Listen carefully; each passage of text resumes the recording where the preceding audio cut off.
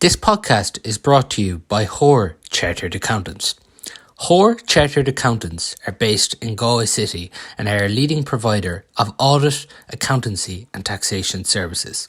For more information, visit hoarecharteredaccountants.ie. Now you're welcome along to the Brune and White pod. It was a victory for Galway over Monaghan at the weekend. They got the job done and they go closer to safety, but they will be looking to beat Dublin and secure their Division 1 status on Sunday. There was a win this evening as well for the Galway under-20s, 310 to 111.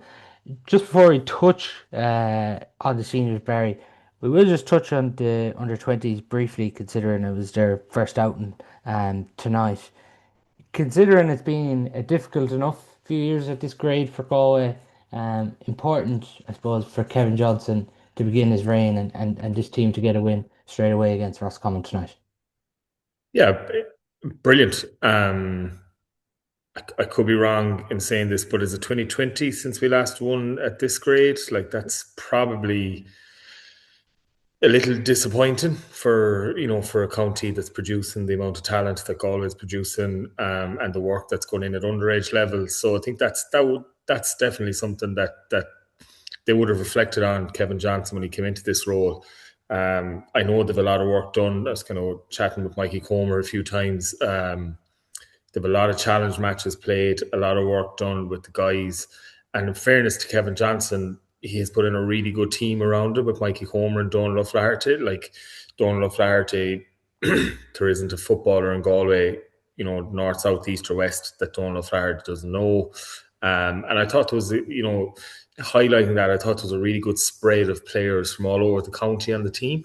It wasn't dominated by the north or the west. I thought it was a good sprinkling from everywhere. And I think that's a reflection on the knowledge that Donal has of Galway football, and a brilliant win. They probably, as a team, and it's never a great reflection as a group at minor level, they probably weren't overly successful. So I think if you were to start the year,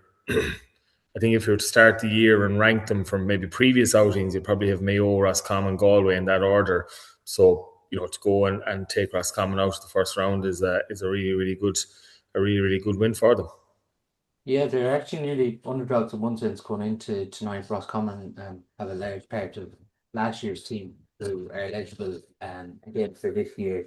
And like, even for Johnson coming in there, as you talked about, the struggle in recent years being in the B side last year after the round robin as well.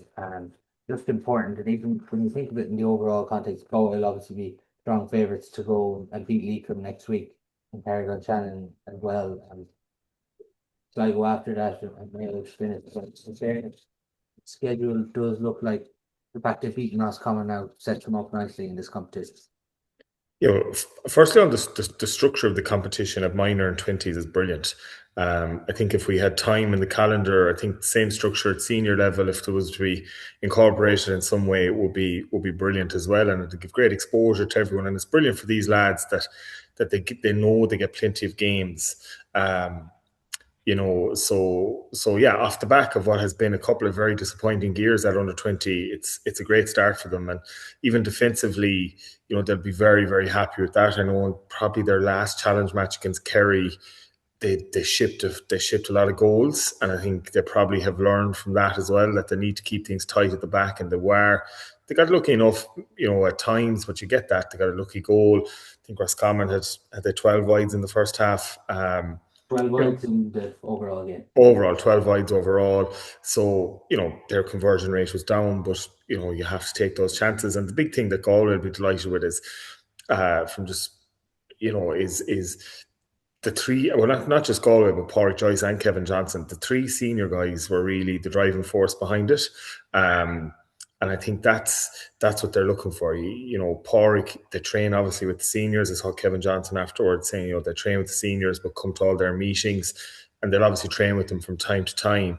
But Pádraig would have been putting pressure on those three lads to go down and perform at under 20, because if you can't do it at under 20, then you don't really stand much of a chance at doing it at senior level. But they'll go back into senior training this week on Thursday and probably tomorrow night. maybe Friday night, and they'll be absolutely bouncing to really have a crack at Dublin. And Pádraig will be delighted if the under-20s go well, because you'd never know, at some stage down the line he might decide that one or two of those who've really impressed at under-20 could offer him something that's in the senior ranks, and they could come in full of energy, full of life, full of enthusiasm, and off the back of a really good under-20 campaign. Do you think it's important, considering maybe in the last year or two, maybe there hasn't been a link between maybe 20s players on the senior panel? You're seeing it this year. There's three lads, and even if you are on the under 20 squad, and Ryan Mulhern and McGlinchey are coming back, it's sure to be raising the standard across the board here. Oh, it's vital, and we can see in some counties that maybe the link isn't there between 20s and seniors, and in some counties, because Pádraig is lucky because he's so comfortable in his position, he's so comfortable in his own skin. He's not looking over his shoulder at someone trying to take the Galway senior job off him, because that job is his for probably as long as he wants it, considering the really good job that he has done. In some counties, you might have an under-20 manager that's looking to say, I wouldn't mind getting my hands on that senior job. You have a senior manager going, I want to hold on to the job. I'm probably not, I can't do anything outright to kind of hamper preparations, but I'm going to look after my own backyard and maybe not play ball as much as I possibly should for the betterment of that county. And I think that can be to the detriment of under-20 players. Just looking at the overall scores this evening from that game: Matthew Collins, Clare 1-2, Michael Mulrine 3 points, Killian Joyce 1 point, Kieran Mulhern 3 points, Shane McGlinchey a goal, Keane Mitchell a goal, Ross Cohn a point there as well. And some interesting actually links on this team. Richard McGrath, he played centre half back tonight, a brother of Galway footballer Johnny McGrath, Matthew O'Donnell in forward, son obviously of Sean O'Donnell from Oncarrua, and Conor Mannion obviously, he came on, he's a son of Tomas Mannion. Niall DePere came on, son of Sean DePere, and Harry Keeley, who came on as well, son of the late Tony Keeley. So some interesting links there as well. Just finally, before we move on to the seniors, I know obviously you touched there about Kevin Johnson and the management team he's put around himself, even with Donald Barrett and Mike Comer and Cormac Band there as well. But there's no question about it, he obviously earned this job. Like, if you look at his success before this, winning county titles with Kerfin, to the Strand, Ballintubber, and involved last year with Leitrim Gales, it did just really seem like the next step for him personally. Absolutely, absolutely, no doubt. And I don't think there's any doubt of where he would see the step after this being. I think it's important that he has that experience of managing adults, and has to great success, managing really talented adults, really talented teams, and obviously he has shown that he's more than capable of doing that. I think the chat potentially is the next senior manager. I don't. Well, look, he's certainly well entitled to put a CV in when the position becomes available. If there's another person in Galway that has the same CV that he has at club level, I can't see it. And if he can go and back that up at inter-county level with the under-20s, then I think he's in prime position to go and really target that senior job. Obviously, there's candidates out there. Savo was 20s manager last year. He'd be keen for that. And maybe one of the, John Dibley could come back and feel that he wants to go at it. There'll be plenty of guys that'll put their hand up. It'll be up to county board to make the best decision when a position does become available. I can't see it happening in the near future, but I think if Kevin Johnson felt that he could put in 2-3 really good years at under 20 with maybe one really good piece of silverware, then he'd be in prime position in 3-4 years' time for a crack at the senior job. Just one thing, you actually talked about the schedule, and I think the schedule for 20s is good. But is there a concern maybe here, like logistically, even time wise? I was thinking like the game's even 5 o'clock Wednesday evening, for Galway and Roscommon. It seems like it's going to be this way most of the competition. Maybe I would have thought if they were going to do this 5 o'clock on Wednesdays, it could have been better maybe to fix minor fixtures for them, given most of them are obviously still in school. But there obviously is logistic challenges for people involved with these times and everything. Yeah, I suppose, to be honest, I think more the logistics are maybe more for the parents and the supporters. I think, you know, coming into this, the management will have known what this entails, their employers, their families, um, and it's the reality is the big commitment will be from Kevin Johnson and the guys at home, Mikey Comer, Donald Flaherty's partners that have kids and are at home minding them. There's no issue for the lads to get out to tune for 5 o'clock. There's no issue for the players. They'd bite off your arm if they decided to play it at 6 o'clock in the morning. They'd be there fully prepared. I think that the problem is that it mightn't catch the attention of the general public until maybe the latter stages, or maybe if a team gets on a run, if Galway can, go and beat Sligo, or go and beat Leitrim, go beat Sligo, go beat Mayo, then you might see supporters come and really, really go after this team and get in behind it and feel that they could be on a trajectory that'll bring them to bigger and better things. Does it suit them perfectly? Because there's going to be so much hype on this Mayo team, obviously with Kobe and Darragh Byrne and all these players. There's no point in saying otherwise. Mayo are favourites to win this Connacht under 20 title. Does it suit this group perfectly now? Yeah, 100%. No, look, Kevin Johnson, if you put, a blindfold on him and put the best panel in front of him from 5 different counties, and he didn't know which county or which personnel, he'd pick the panel with the best group, the best bunch of players. Management teams will always want that, and Mayo probably on paper will feel that they have the best bunch of players, and it's up to them to go and manage it correctly. But momentum in this competition, or these underage competitions, means a huge amount. And if they can get performances on the day, that at under 20, there's no guarantees in anything. And I think if a team can go and turn up and really bring the fight if Galway really bring the fight to Mayo, the two guys on their own for Mayo can't win it for them. And I think Galway have a perfect run into this, like a really big challenge to get their season opened. I think Sligo put Mayo fairly to the pin of their collar this evening. Well, levels are going down the stretch. Yeah, they'll expect, and we know the success that Sligo schools have had over the last couple of years, so they'll be they'll fancy their chances against Galway. But if you're to look at it, really good test to open your season against Roscommon. You'd imagine they should have enough to get over Leitrim. Big challenge against Sligo, and then really go at Mayo. And if they can get over that, they'll fancy themselves in a Connacht final. On to the seniors. I made the trip up to Inniskeen on Sunday. I must say, an impressive setup for club side at the weekend. Galway got the job done. It was safe to say against Monaghan. No stage did they ever really look like losing this game. Monaghan were disappointed in that open period. 4 points with the breeze. One of them coming from a 2-point free. The other two efforts coming from Micheál Bannigan. Galway leading 1-5 and 4 points. Paul Conroy comes on then in the second half, makes an impact, and Galway really cruise to victory towards the end. Where do you feel they're necessarily at after that victory? Because this is obviously a Monaghan team low in confidence. We thought there might have been a bigger kick in them, and considering they're at home. I thought there would have been a much bigger kick in them. Now they're down a lot of guys, which doesn't help the situation.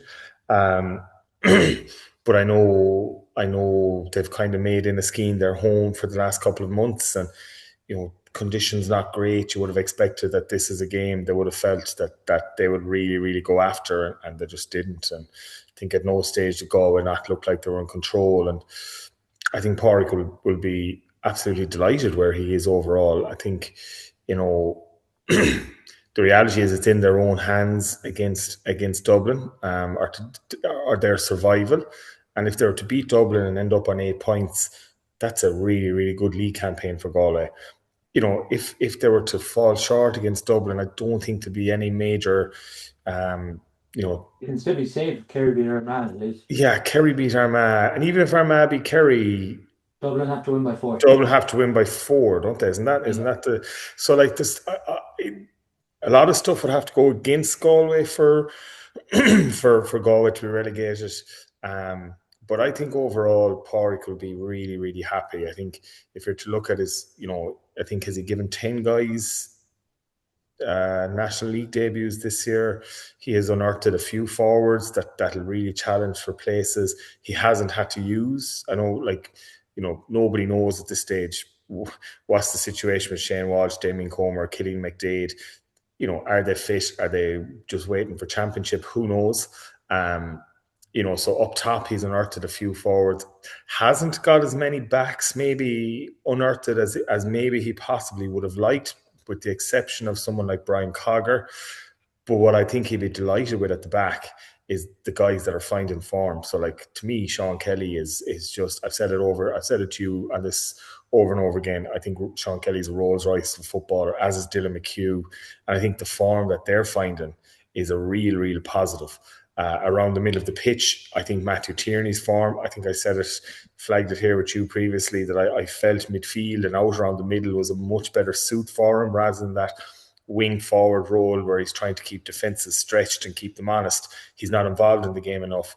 But this year, like, he's scoring regularly, he's contributing more than he has previously. He's getting involved in action. So I think that trio of John Maher, Keane Darcy, Matthew Tierney, like, there's probably not a more physically dominant three across the middle.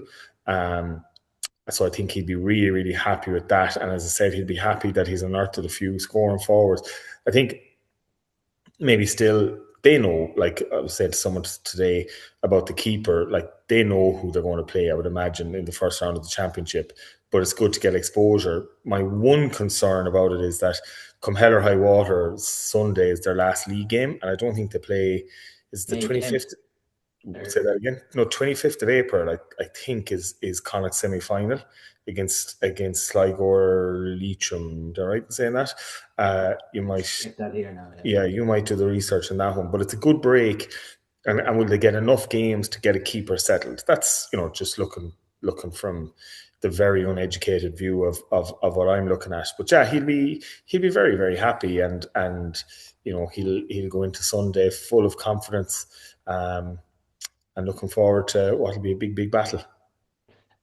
Obviously, just on the Monaghan game, like, there were stages where Dylan McHugh and Sean Kelly got the ball and just gave us such a platform going forward, particularly, and probably have talked about, I suppose, getting that, I suppose, pace and energy from the half back line, but it really looks like something that they develop now, and they're getting a huge platform from McHugh and Kelly, like, really, I suppose, giving them as much defensively as attacking wise.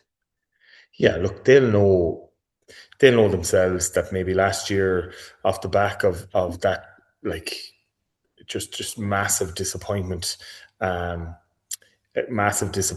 against Armagh in the All Ireland final, that they struggled to find that form last year, and struggled through the league and never really kind of kicked on in the championship. And they'll know that themselves. They're guys that take their football very seriously.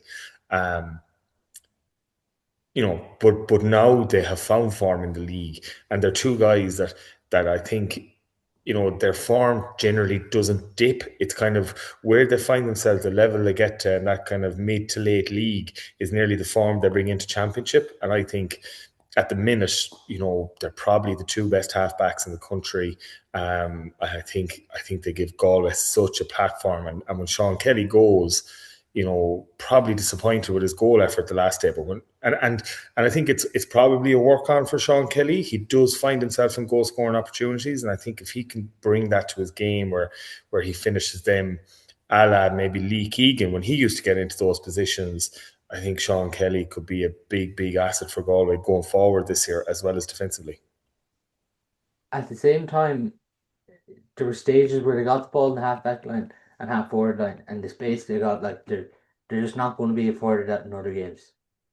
No, was it Paul Conroy's 2-pointer where honestly he could have had a cup of tea and maybe even a biscuit, and shot it over. Like Monaghan really didn't press. They It was looked like even it. in the first half, the way they individually marked Galway, but Galway just kept getting in with backdoor cuts every time at ease. Yeah. No, look, Galway are more comfortable together. They're so well drilled. They know what they're doing if a team has a high press. They know what they're doing if a team has a low press. I think Rob,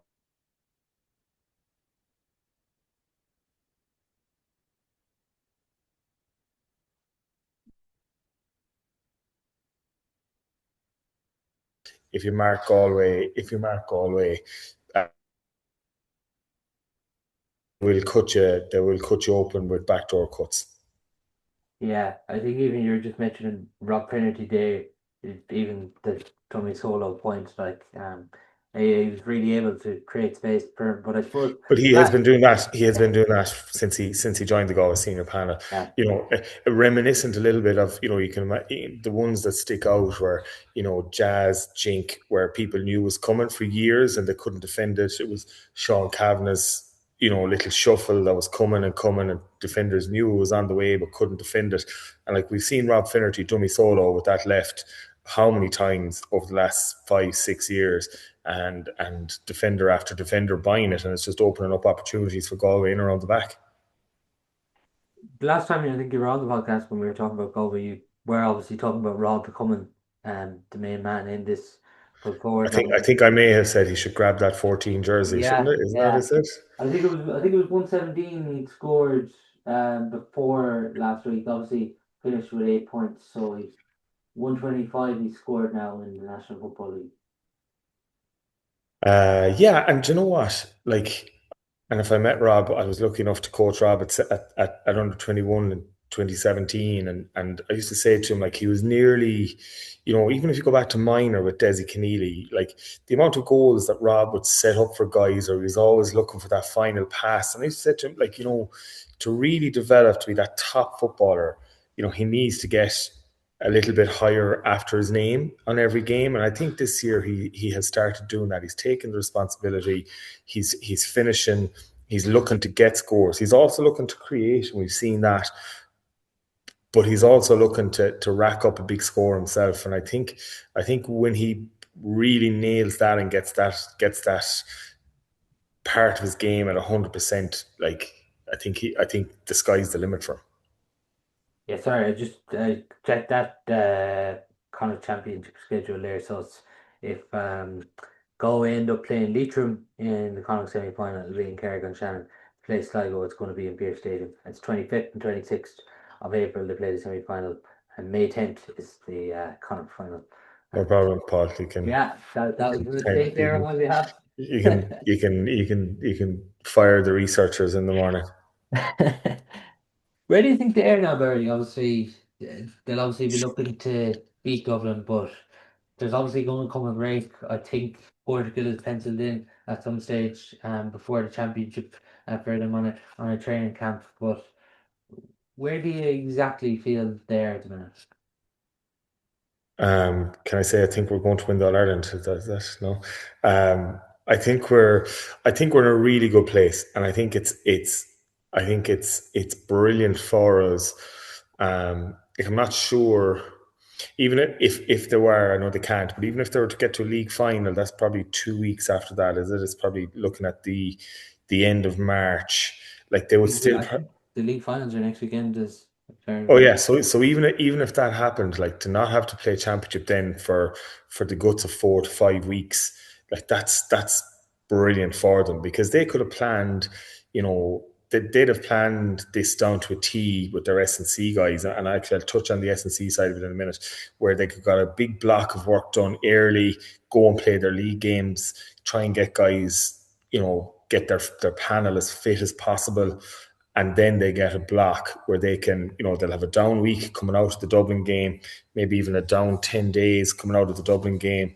Um, and once they get back, they'll have 3 really, really hard weeks of real honesty and real effort.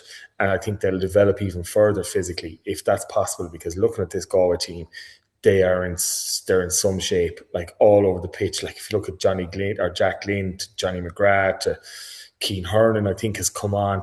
Then you look at John Maher, Keane Darcy, like they're absolute. They're animals. They can travel. Like John Maher, like he is gold for any team and for any management, because like everything he does is just as honest as the day is long. He puts his body on the line. He covers every single blade of grass on the pitch.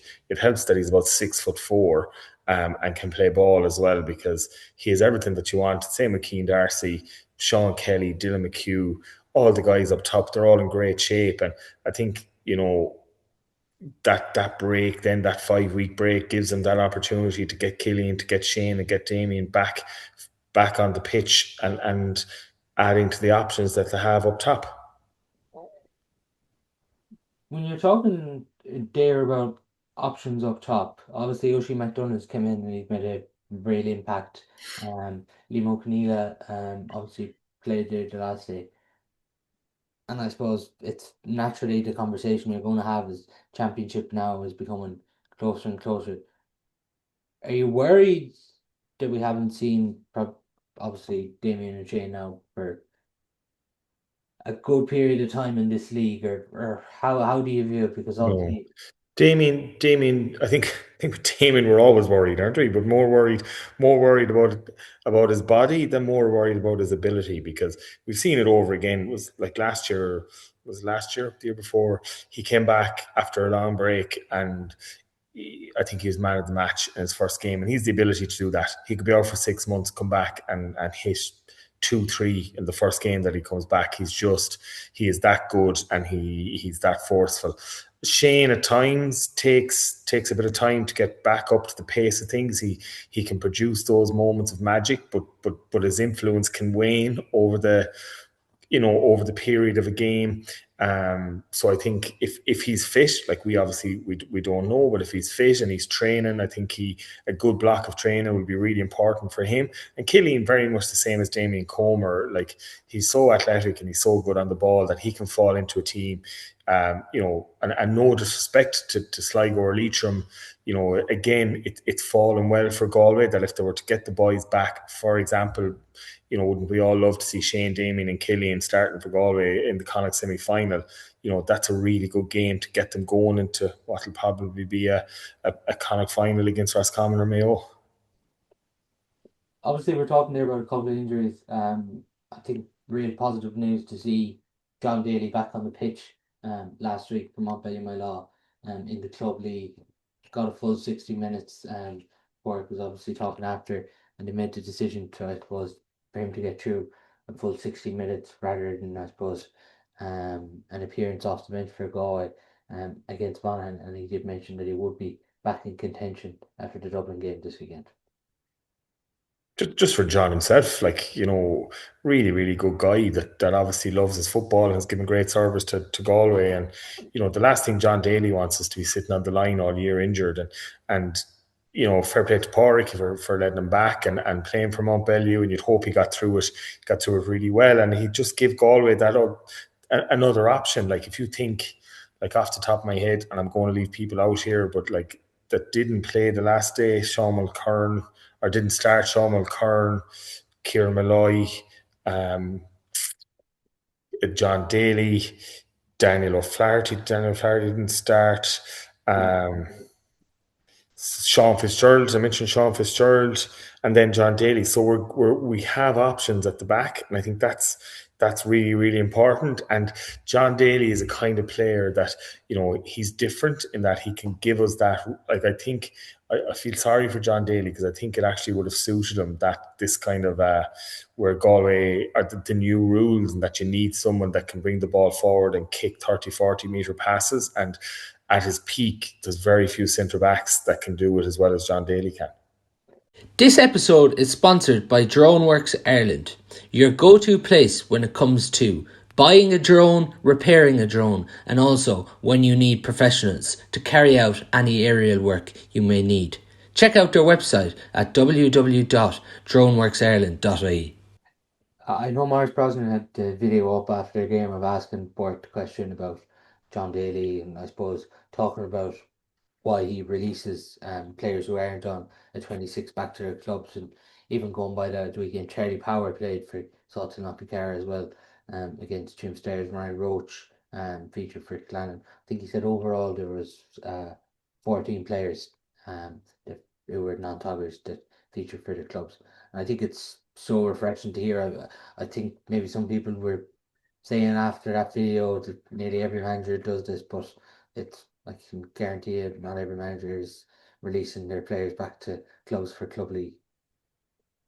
No, sometimes maybe senior managers feel that I'm not saying Porrick, but I'm saying I think there was a perception maybe previously that that club setups mightn't be as professional, or well, they're not, but mightn't be as well organised as um, a senior to county setups on kind of the S&C side, so that they might go back and play for the clubs, and the warm up mightn't be adequate, and players came back in injured and all of that sort of stuff, but.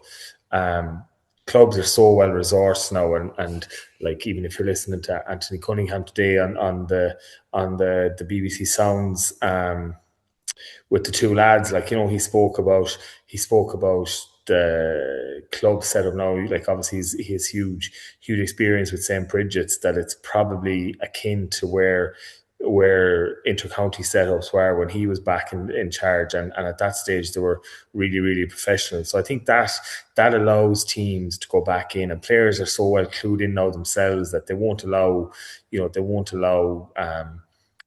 themselves get involved in something that's not adequate in terms of warm-ups and stuff like that. And then on the other side, like, players used to come back in with knocks because he might have an inter-county guy that's coming back, and some club player might like getting a rattle at him and come back in with a dead leg or whatever. But I think players are so well conditioned now. When they go back into club games, they avoid all that sort of stuff and go and play. And I think that's what Porrick would really have wanted John Daly to do, is just get on the ball, and Charlie Power and everyone that he went back, get on the ball, enjoy their football, go and express themselves, and try and influence the game to the best possible ability. Would it be too much to throw John Daly back in like this weekend from the start? Is it something here would Yeah, I don't see him throwing him back in from the start, but it wouldn't surprise me to see him given a little bit of game time. Um, do we need to see him John. before championship? No, I don't think so. He's that good that if he can get his fitness levels back up to where they need to be, um, if he plays enough A versus Bs where he's tasked with marking, you know, one of those new forwards that Galway have unearthed, or he's tasked with picking up maybe a Paul Conroy in the forward line of the A team. He won't be long getting back up to pace. I think the worst thing that they could do to him now is rush it, because he's so experienced and he's so good. You don't need to do that.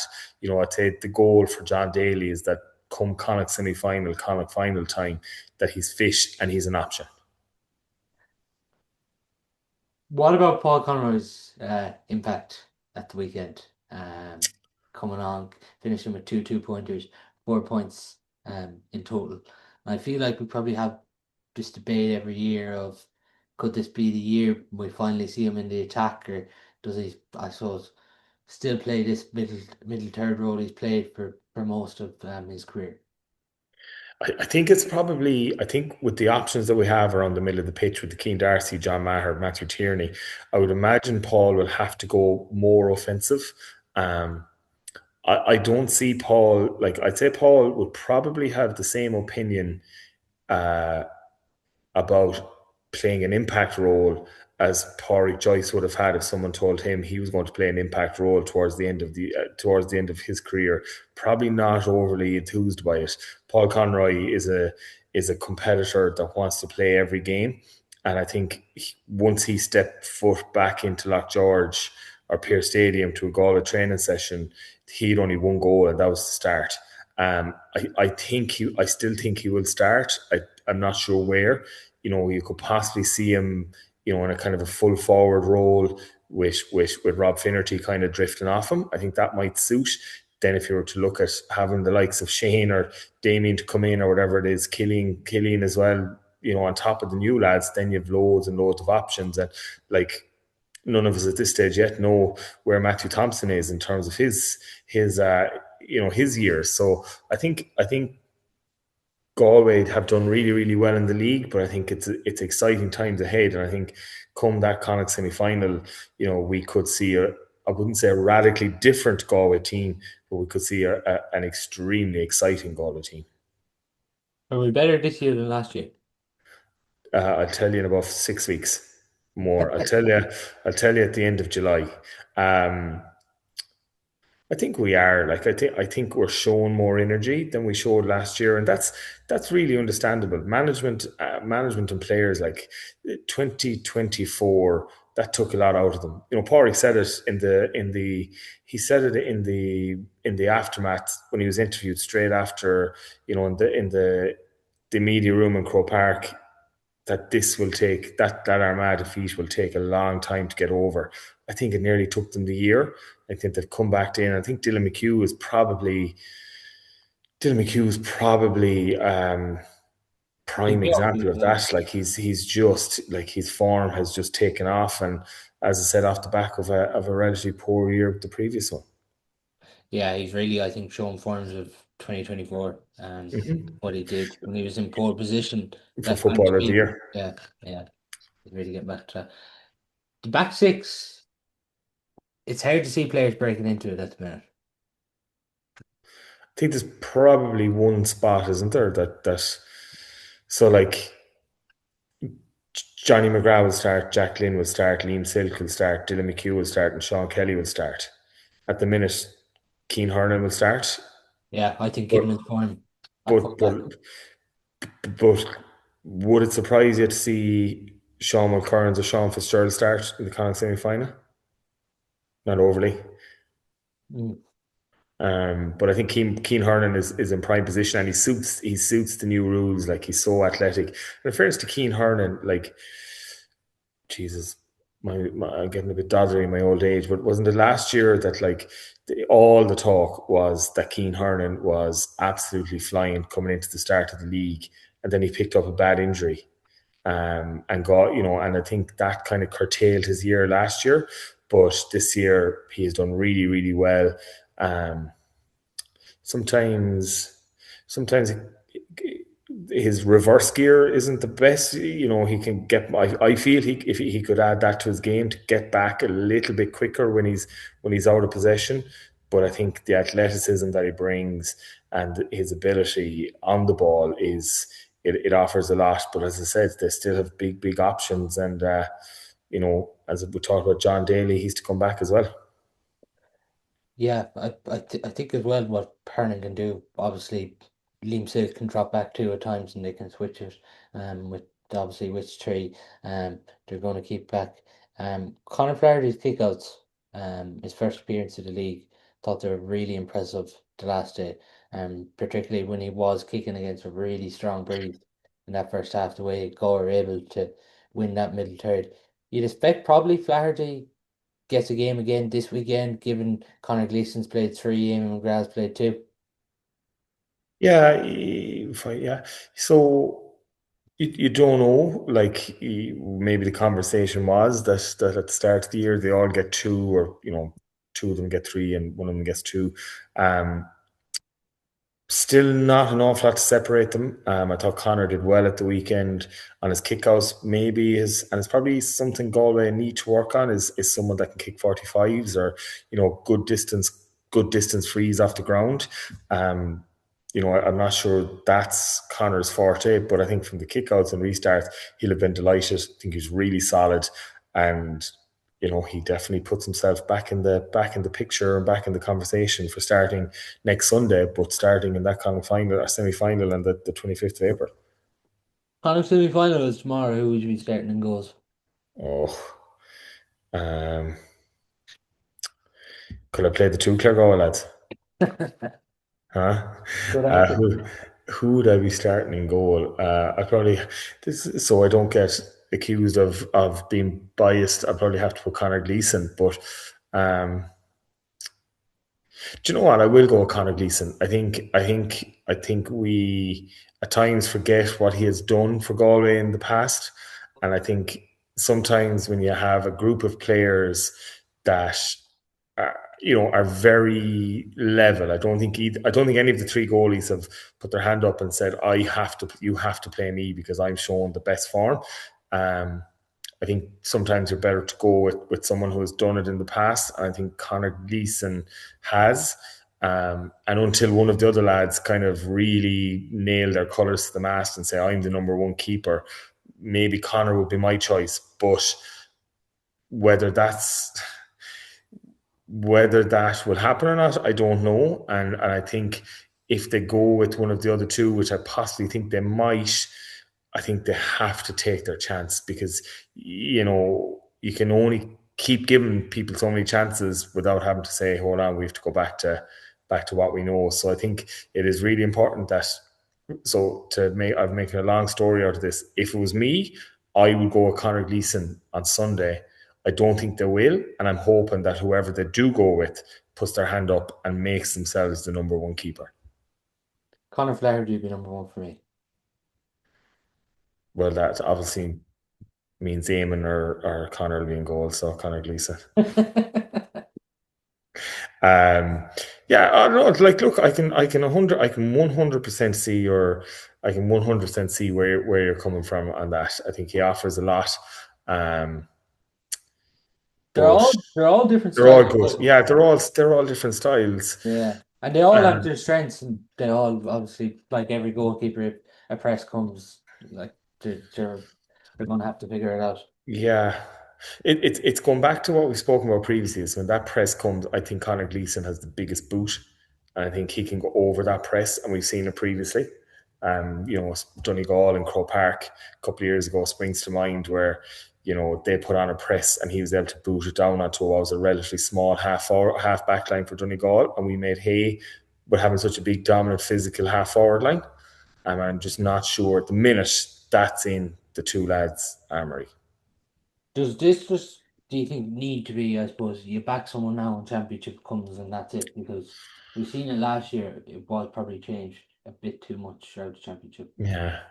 You need to, yeah, they do, but like the onus also has to fall on the player, like that they're backing to perform, because there's only so and this isn't just for our keepers. This is all over the pitch. It's a free taker, or if it's you think of Shane McGuigan for Derry, like he's missing frees left, right, and centre. Do they keep backing him or do they try and change? Like there's only so long you can back. So I think Galway will back and they'll give confidence and they will really go at put their faith in someone, but then they have to repay that. We've obviously talked there about the goalkeeping position, um, the back six, midfield obviously looks fairly set at the minute, but John Mayer and even Matthew Kearney playing deeper there look really impressive to actually. A good area probably they'll want to improve on from the Monaghan game was, and you could tell even maybe it annoyed Port at stages on Sunday was when they really had control of that ball, and there was a few really sloppy turnovers that they were guilty of last Sunday.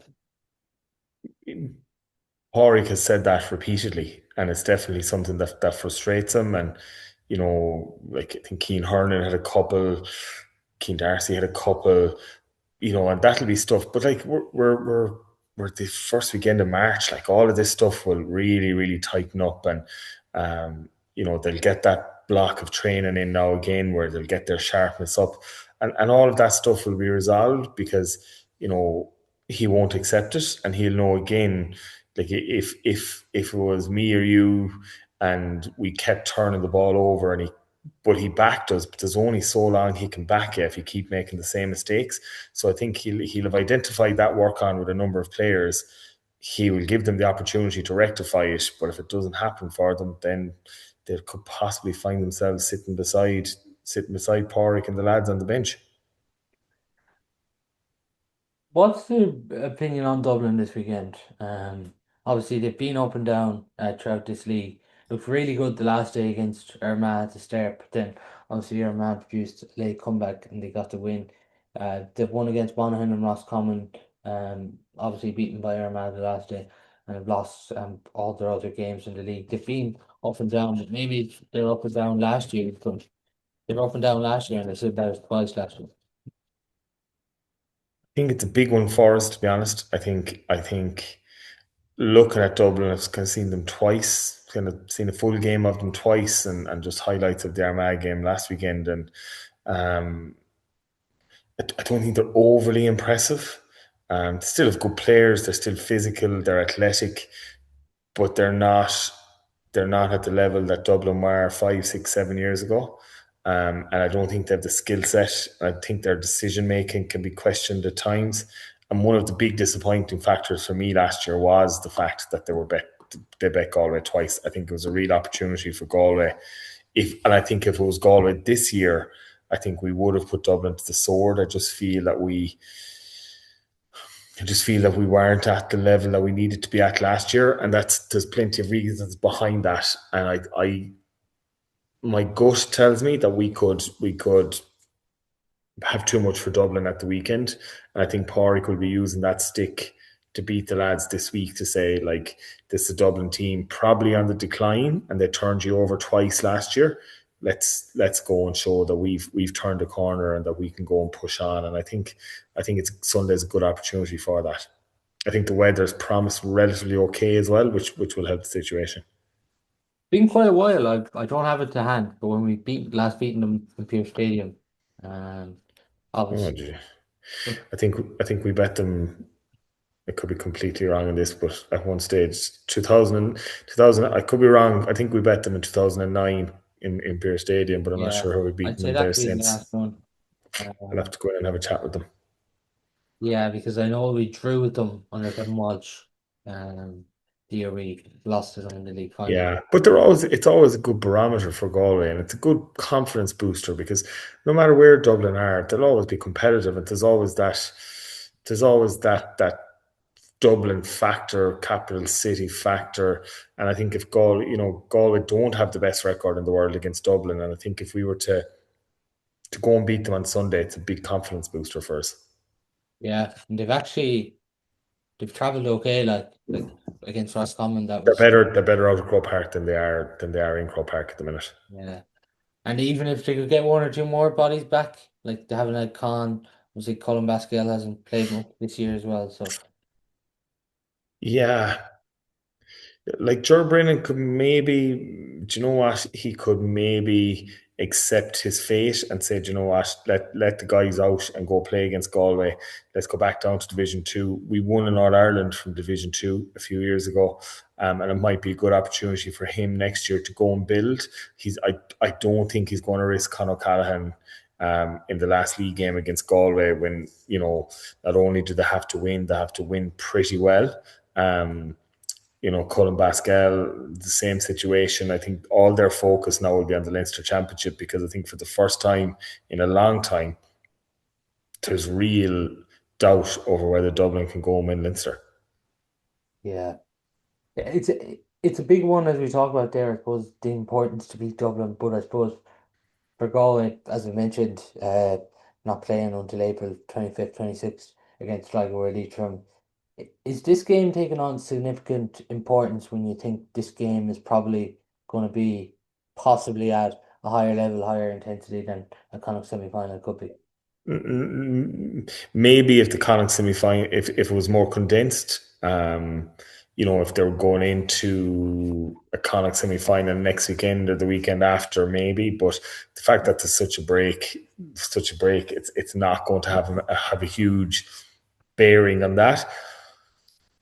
And I think he'll take the game on its merits, and he will nearly use it as an individual barometer to see where guys are. Um, and it'll be the last competitive game that guys will have. The likes of Damien, the likes of Shane, the likes of Killian, they have enough credit in the bank that they're not going to be judged on not having played the league. If they're going well enough in training, they play. But the newer guys in, he'll be saying to them, this is your last opportunity to really show that you can do it in a Galway jersey before a Connacht Championship. and he'll be expecting them to really go and perform. They'll obviously just want to win, keep their own house in order, survive, retain their Division 1 status. But is it of importance to the fact we haven't got a win at home in the National League yet? Yeah, I think that's a significant one. It's Galway have built up a good support base, um, over the last while, and I think uh, Pádraig will be trying to even so after the game, which was with Jonathan, he spoke about a really big Galway supporter, hoping that he'd get a big Galway support there on Sunday. I think if he does, and he will, I would imagine he'll be saying to the players like you got to give them something to cheer about, and finish off the league campaign in style, and got guys and ladies really excited about the year ahead, and chomping at the bit to get some football action on the 25th of April. Just that point on attendances, I know even the couple of Ireland games, the attendance haven't been too high. The attendance against Roscommon hasn't been too high. Is that a concern when it comes to our flagship teams at the minute, do you think? Yeah, a little bit. Like, I'm not 100% sure. Like, even like, look, was there 9,000 at the Galway Cork hurling game? Like, I thought there might have been a couple more than that. But I think attendances overall are a bit down. Now I think Offaly, who did Offaly play at the weekend? Cavan, 625 days. 625 people at that. So I think, you know, probably we're a bit spoilt as well with everything, all the loads of games on telly and Six Nations, and you've loads of sport that people can sit at home and watch. Cheltenham and everything. So maybe the draw to get out and get to Pearse Stadium or get to Tuam or get wherever on a Sunday or on a weekend mightn't be as big. But I think the Dublin factor and the fact that it's their last game, their last game of the league will encourage people to get out and support them, and the responsibility then will fall to the players to give them value for money. Do you think Galway get the job done then this weekend against Dublin? I do, yeah, I do. Which is a real pity for the Galway footballers that I think they're going to win. But I think they'll put a really good performance up, and I think we'll show an energy that we probably didn't show last year against Dublin, and I think that will be enough for us. Just a nice one for us to finish. I obviously asked you about the goalkeeper. We've talked about the midfield pair and we've talked about the back line. And I suppose excluding the players that aren't available at the minute, because obviously if you are picking the goal forward line, you can't really pick Shane Damien or Damon Dade or Matthew Thompson at the minute, just given they haven't played any minutes and just given who's fit and available at the minute. But with the players there that have been available, what's your starting six forwards? Oh Jesus! um, I think Shane McGlinchey is a guy that could find a little bit of form or better form with the 20s and could offer us something that little bit different. I think As a Shane, I as a said wing that again, forward? as a wing forward. So I think it could. I think it could end up. Jesus, I have to count. I could end up with 16 here now. So you could end up with something like John Maher and Matthew Tierney and Keane Darcy. So we're looking for the three up top. Then you'd end up with something like Rob Finnerty. I would take, if I was picking it tomorrow, I would go with something like Rob Finnerty, Paul Conroy, and Oisin McDonagh. Okay. And then your That'd be my halves three. three, and then my half line would be Shane McGrath, Keane Darcy, and Shane McGlinchey. Would that work? Yeah. So you think they obviously think in some sense they're going to go for, I suppose, that physical half forward line again.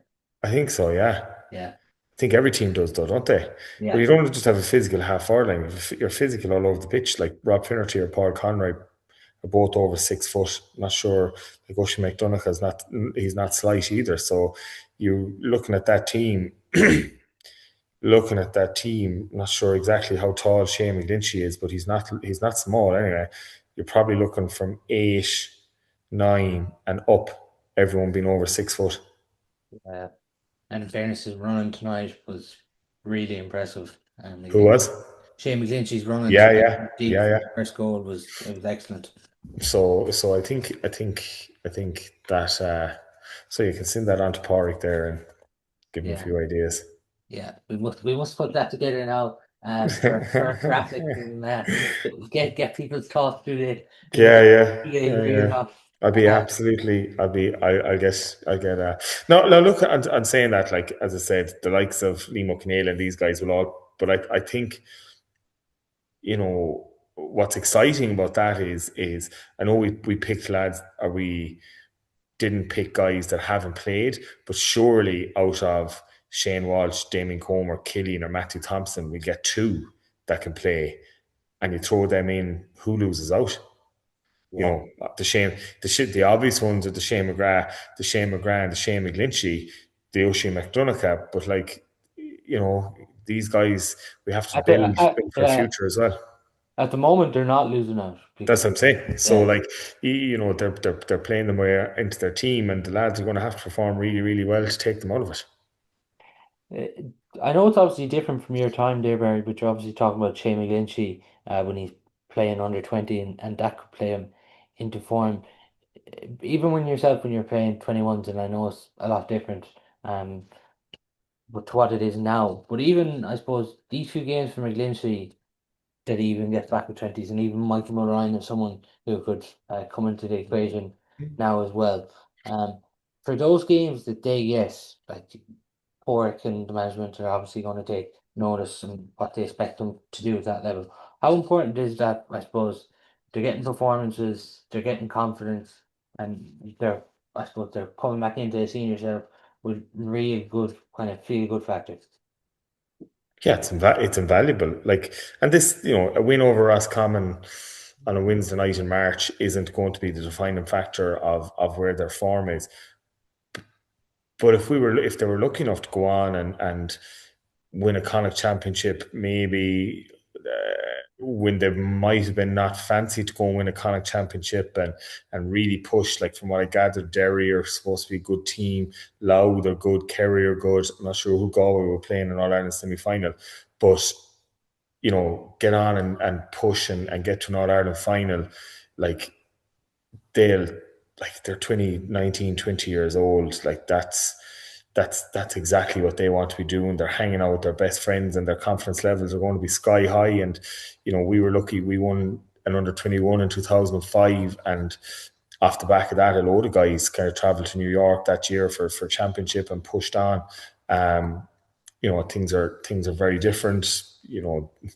Things aren't as monitored now. They'll know exactly what these guys can up. There's more of an emphasis on the S&C. They'll all of their GPS monitors. They'll know if they can get to the levels that are required for senior intercounty football. But I, the one thing I'd say is I can't guarantee you, Paul, that it will do them any good, but I can certainly guarantee it won't do them any harm anyway. Just on it, the miners obviously they begin their campaign on Friday evening, 5 o'clock in Tube Stadium as well, against Leitrim. But for the players outside of this, and even players now, I suppose, on 17 panel with the Galway miners and even the 20s that aren't on the senior panel, but they're part of the 20s panel. Is this really where you start to get the itch once it comes to these grades and representing your county? Yeah, I think under 17 is still, some of them could be only 15 years old, or they're still very, very young, and they've a lot of, maturing to do, both physically and mentally. Um, lots of them probably the under 17s. I don't think there'll be any of them haven't done the leaving cert. So they're still very, very, The they're thing is, very, none of them are even probably likely playing senior post primary football compared to what it was. exactly. So they're still very, very young to know that this is a path that they really, really want to pursue. But at 20 level, if they can get, they get exposed to what it means to be really, really well trained, and go back to the lads that were there last year and the management team that are there this year, they'll see, the reading of the game, the S&C side of it, um, and the tactical side of the video analysis, and if it's something that floats your boat and you really, really want to play it, you'll be given every opportunity to go and progress and go and have a good crack at it. And I think, we're lucky in Galway. They have guys at senior level, icons, role models that they want to go and aspire to and they want to go and play with. And if you're a 17-year-old footballer going in playing county minor with Galway, or an under 20 footballer, and you think that you have what it takes to go and play senior, it's not beyond the bounds of possibility that in 2 years' time you're lining up beside Sean Kelly or Dylan McHugh. Yeah, just as well, minors, as I mentioned, they played Friday there. Cousin Gilmore, he's replaced Neil McHugh as the minor football manager. I think there's actually a lot of optimism around this going minor football panel. The under 16s, I suppose the Ted Webb competition was formerly known among Connacht sides, but that's actually turned into a bit of an all Ireland championship at under 16 level. Galway won it last year, beating Kerry in the final. So plenty of optimism building around that team as well. But that's all we do have time for on today's show. Thanks for your time, Barry. Cheers, Paul.